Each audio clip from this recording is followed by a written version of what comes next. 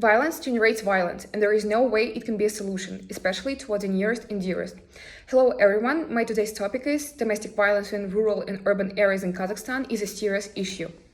Nowadays, in the world of improved technologies and successful people, we still have the problem of domestic violence in our society. Domestic violence affects mental and physical health of women all over the world. The World Health Organization investigated the fact that 29% to 62% of women at least once suffered from physical abuse by their partners, as cited by Kaur and Garg in 2010.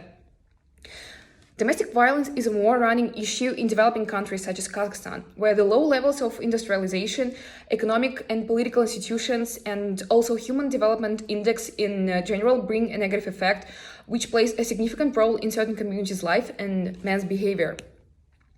Issue in rural communities. Unfortunately, domestic violence is our up-to-date problem as a society, as I cited. Moreover, living in Kazakhstan, many use our traditions and mentality as their excuse in being abusive. But the thing is that there is no such tradition that tells us to hurt people. I also conducted an interview with my close friend Karina, who studied human psychology at university for 4 years and had her own experience with mental abuse in her family. She said that some people are not able to distinguish whether a parent is being strict or just toxic, and that is what happened to her. Moreover, she said that not only children can't see where normal communication ends, many parents don't know their limits as well. Another factor is that there is a difference in domestic violence in rural and urban areas of our country. Personally, I met people who face mental and physical abuse from their parents, and I saw how it led to depression and other serious health problems.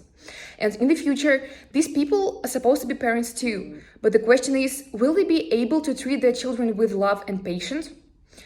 Tough question to answer, and we have to do our best to prevent the negative outcome. There was a significant increase in domestic violence during the times of quarantine. Diana Ismailova in 2020 stated that if we take from the day when we started quarantine, from the March 15th, then from February 15th to March 15th, there were 10,121 applications. Then from March 15th to April 16th, there were 12,518 applications. And that is, for a month, there was an increase by 23.5%. Many activists took action here. And comparing from the past years, now victims are no longer keeping silence.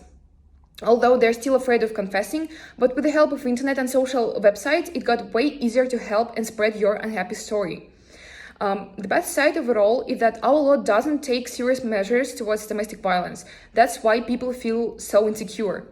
Here, I agree with the words of junior researcher HRB from Central Asia, Victor Kim, that the government has given new impetus to its commitment to help, but at the same time is sending the wrong message to women and abusers that domestic bullying should not be taken seriously.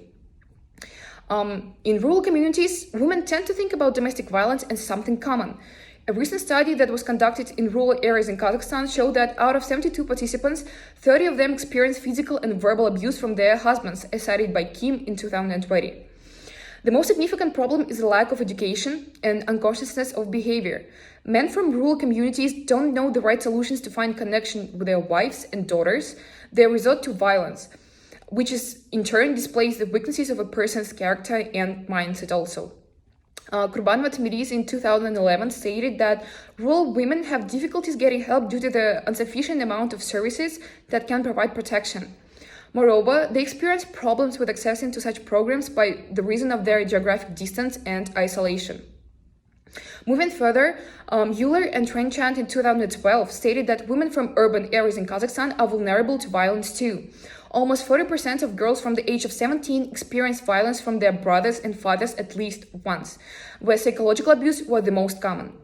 In addition, it was indicated that the risks of violence do not change with the years, but the reasons to it do. However, they are more improved in using social network to protect themselves and attract attention.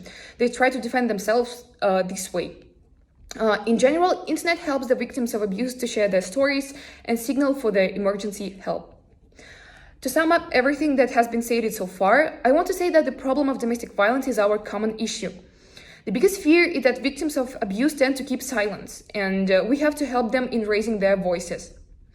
Rural areas are in need of improving educational institutions and tightening the law towards domestic violence. Developing countries such as Kazakhstan should have more attention in this process, as they lack in human development and consciousness of their nations. Manifestation of violence indicates low human qualities and affects a person's health negatively, both mentally and physically, as it was previously stated.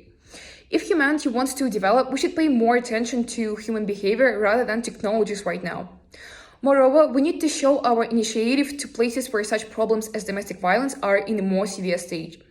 No woman or person in general deserves discrimination. The particular reason for this circumstance is that we all should treat each other equally, regardless the gender.